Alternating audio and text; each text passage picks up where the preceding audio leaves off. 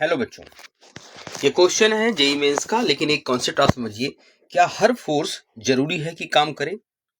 जवाब है नहीं। कोई भी फोर्स तभी काम करता है जब उसकी डायरेक्शन में कोई डिस्प्लेसमेंट होता है।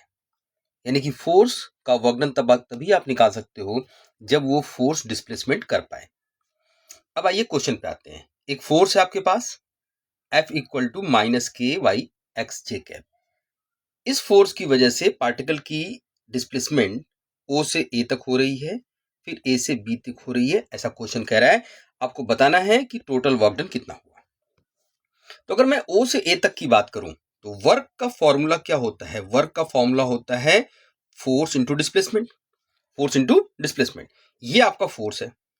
इसमें y की वैल्यू कितनी है? O से लेके A तक देखिए आप, y की वैल्यू 0, क्योंकि x एक्सिस पे मूवमेंट है तो y की वैल्यू 0 हो गई यहां पर।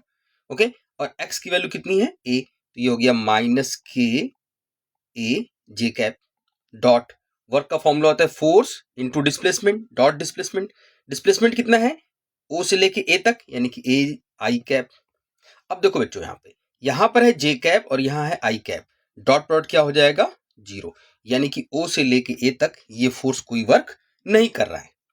अब आइए दूसरे पॉइंट पे देखिए कि work done from A to B कितना हो रहा है।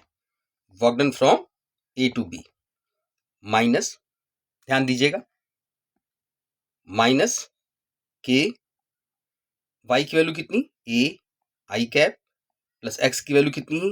ए से जे कैप।